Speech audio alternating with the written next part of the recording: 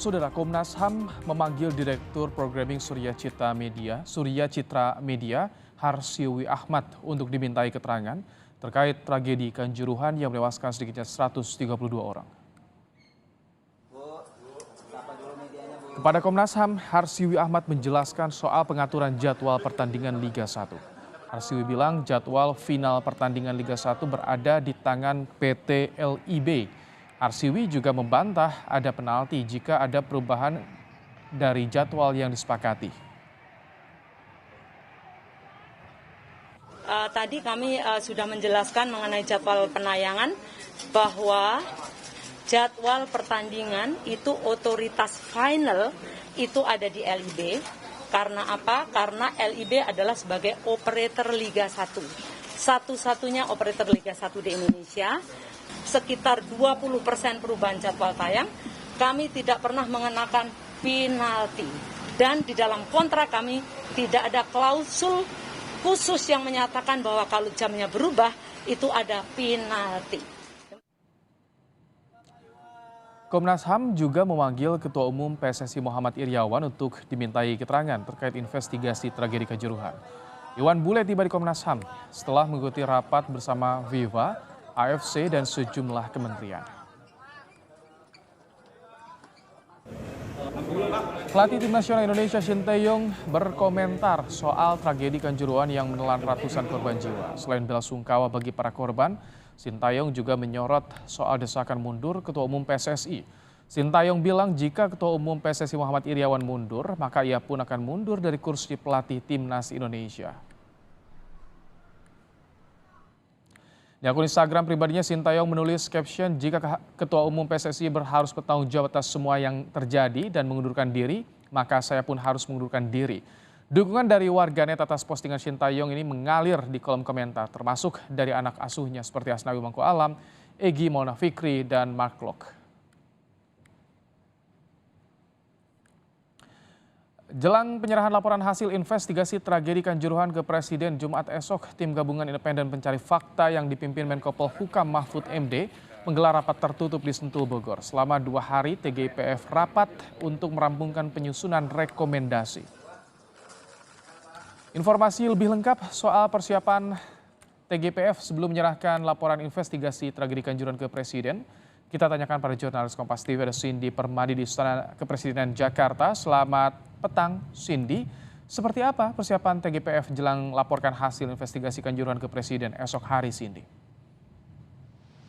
Ya Ibrahim, salah satunya adalah melalui rapat pleno yang digelar hari ini. Tujuannya adalah untuk mematangkan hasil simpulan dan rekomendasi untuk diserahkan kepada Presiden Joko Widodo besok. Kalau kita hitung sebenarnya pertama kali TGIPF ini bekerja adalah pada 4 Oktober 2022 lalu, hari Selasa atau sekitar pekan lalu. Itu adalah waktu pertama juga keputusan Presiden itu terbit. Artinya dalam kurang dari 2 pekan TGIPF sudah bisa menyimpulkan dan memberikan rekomendasi untuk nantinya diserahkan kepada Presiden. Kenapa bisa cepat? Cukup cepat begitu ya, karena alasan yang pertama ini menindaklanjuti juga arahan dari Presiden Joko Widodo agar kasus ini bisa segera diungkap dalam waktu kurang dari 1 bulan.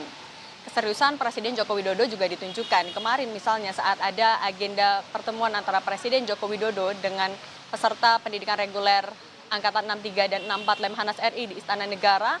Di sela-sela acara Presiden Joko Widodo juga menagih update kepada Menko Polhukam Mahfud MD.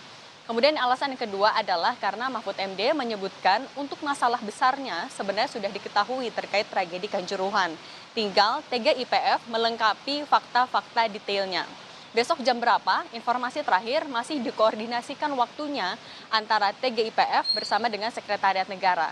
Lebih lengkap kita dengarkan dulu Ibrahim dan juga saudara pernyataan Presiden Joko Widodo berikut ini. Tim gabungan independen mencari fakta besok pagi kepada saya. Baru besok pagi, jadi saya baru bisa menyampaikan besok siang.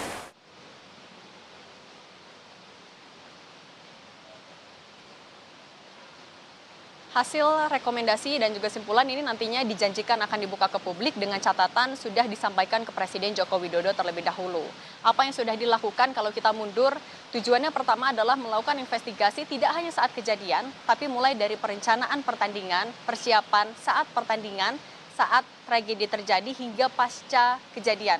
dilakukan dengan dua cara. Pertama adalah mendatangi pihak-pihak terkait untuk wawancara, dan kedua adalah mengumpulkan barang bukti pendukung, yang nanti dua hal itu adalah sebagai bahan analisis dari tim.